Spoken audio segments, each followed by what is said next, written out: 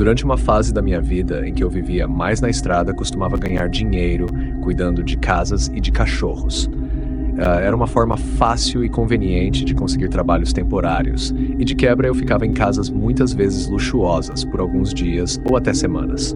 Numa quinta-feira, fui contratado para cuidar de uma casa e de um cachorro em Washington. Cheguei ao local e conheci os donos e o cachorro, um Golden Retriever chamado Apple, que foi incrivelmente amigável e amorosa desde o começo. Cerca de uma hora após minha chegada, os donos partiram para as férias. Com eles fora, decidi explorar a casa para me sentir mais à vontade. Afinal, ficaria lá por uns 5 ou 6 dias. A casa era enorme, localizada numa área remota dentro de uma floresta nacional. Parecia uma mansão de pelo menos $1 milhão e parecia surreal estar hospedado lá. No primeiro dia, brinquei com a Apple, me adaptei à casa, jantei e saí para passear com ela por volta das 19 horas. O sol estava se pondo lentamente e o caminho pelo qual andávamos era cercado por árvores, sem nenhuma outra casa à vista em qualquer direção. Caminhei por cerca de 15 minutos e, ao retornar, vi um homem descendo a longa entrada da casa. Ele manteve a cabeça baixa e não disse nada ao passar por mim. Parecia ter uns 30 anos, com cabelo curto e vestindo calças largas. O que me intrigou foi o fato de não haver nenhuma outra casa nas redondezas. Então, de onde ele poderia ter vindo além da própria casa? Acelerei o passo com o Apple e entrei rapidamente, trancando as portas, só para garantir. A única coisa que pensei foi que ele poderia estar explorando a floresta e, por acaso, apareceu na entrada da casa. Ver ele se afastar me tranquilizou um pouco, mas ainda me deixou inquieto. Nada mais aconteceu naquele dia. E fui dormir por volta das 22 horas. No dia seguinte, passei o dia tranquilo com a Apple, assistindo a um filme e comendo sobras do jantar anterior. Ao anoitecer, decidi acender uma fogueira no incrível terraço da casa, que tinha uma bela lareira externa. Fiquei lá por uns 30 minutos, e Apple, que estava comigo no início, logo voltou para dentro da casa e deitou em sua cama. Por volta das 23h30, ouvi Apple começar a latir. Não era um latido comum. Era frenético e desesperado, o que me surpreendeu, já que ela era uma cadela tão calma e amigável. Corri para dentro e o som vinha do outro lado do corredor do andar de cima.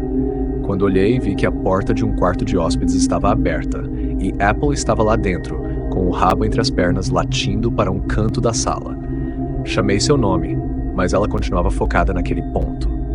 Senti a adrenalina tomando conta quando me aproximei da porta do quarto. Ao abri-la lentamente, me deparei com um closet grande, cheio de roupas penduradas. Estava escuro e eu não sabia onde ficava o interruptor de luz. Mas, de alguma forma, meus olhos focaram em uma pequena fresta entre as roupas. Foi aí que vi um olho me encarando de volta. Congelado de medo por um segundo, rapidamente bati a porta com força e ouvi as roupas dentro do closet balançarem. Peguei a Apple pelo colarinho e corremos para fora da casa, direto para o carro. Minhas mãos tremiam enquanto eu dirigia para longe e liguei para a polícia. Os policiais chegaram cerca de 10 minutos depois e fizeram uma busca na casa, mas não encontraram ninguém. O homem já tinha fugido. Expliquei a eles sobre o cara que vi no dia anterior, mas não consegui afirmar com certeza se era a mesma pessoa. Os policiais me disseram que, provavelmente, o homem sabia que a família estava saindo de férias e esperava encontrar a casa vazia. O que ele realmente pretendia fazer ainda é um mistério. E o mais assustador é que eu não acredito que ele tenha invadido a casa e se escondido no closet sem saber que eu estava lá. Acho que ele sabia, e isso só torna tudo muito mais aterrorizante. Felizmente, Apple percebeu sua presença e me alertou. Sem ela, eu não sei o que poderia ter acontecido naquela noite. Sou um funcionário de manutenção de uma pequena empresa. Eles realizam todas as suas operações durante o dia, então eu trabalho à noite, o que facilita meu trabalho, pois não preciso lidar com o movimento deles e vice-versa. Tecnicamente, é apenas um emprego de meio período. Eu trabalho das 20 horas à meia-noite durante a semana. Nesta noite, cheguei um pouco atrasado, mas bati o ponto e comecei a trabalhar imediatamente.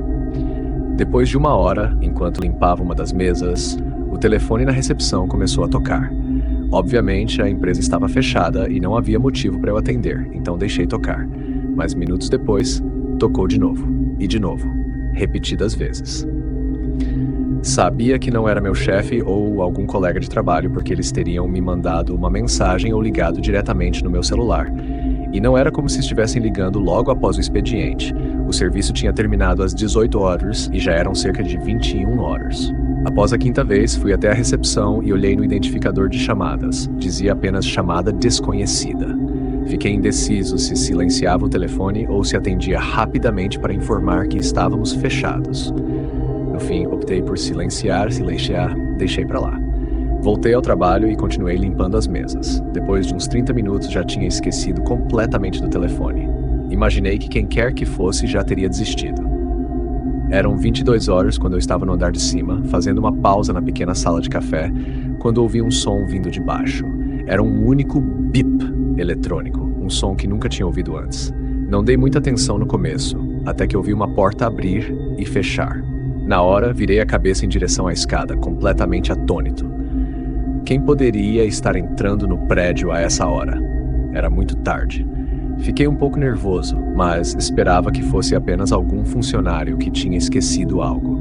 Fui até a escada aberta e fiquei ouvindo por alguns segundos antes de chamar. Olá, tem alguém aí? Ouvi passos sutis que pararam abruptamente assim que falei. Pausa. Olá, repeti, com a tensão crescendo à medida que minha mente começava a imaginar outras possibilidades. Mais alguns passos se aproximaram do pé da escada. Inclinei-me discretamente e olhei para baixo, vendo a sombra de um homem parado a poucos passos da entrada da escada, como se estivesse esperando por mim ou algo assim. Após alguns segundos de puro desconforto, recuei para dentro da sala de café e, em silêncio, peguei meu celular e liguei para a polícia. Escondi-me atrás de uma mesa, sussurrando para o operador enquanto observava a escada vazia. Levaram apenas alguns minutos para o primeiro policial chegar. Ouvi ele entrando e gritando para que todos saíssem. Não ouvi resposta alguma, e ele subiu até o andar de cima sem encontrar ninguém. Só conseguimos respostas quando acessamos as câmeras de segurança.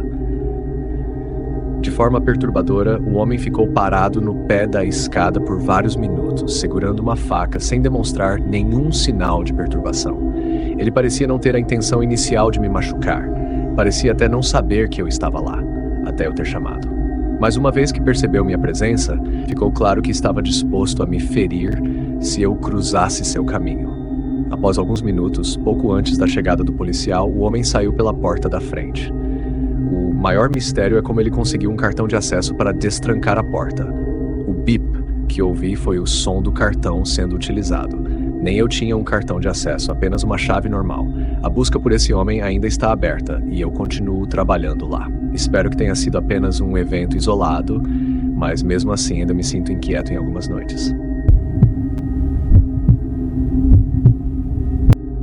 Meu nome é Trevor e estou no meu primeiro ano de faculdade. Felizmente, minha família me apoia bastante, então não tenho muitas contas para pagar. No entanto, sou responsável por bancar minha própria comida e qualquer atividade que queira fazer com meus amigos. Para isso, faço entregas pelo Uber Eats de vez em quando, só para garantir um dinheiro extra. Eu dirijo um Honda Accord velho que deveria estar em um ferro velho, mas ele cumpre o papel, eu acho. Naquele dia, eu já estava fazendo entregas há algumas horas e por volta das 22 horas peguei um pedido do Wendy's. Parecia uma entrega normal, pelo menos até onde eu sabia. Dirigi por 15 minutos em uma estrada praticamente deserta. O destino era uma estrada de cascalho que saía direto da rodovia, em uma área florestal. Não havia postes de luz, e meus faróis estavam fracos, o que tornava difícil dirigir por aquele caminho. Eu só conseguia ver uns 3 metros à frente.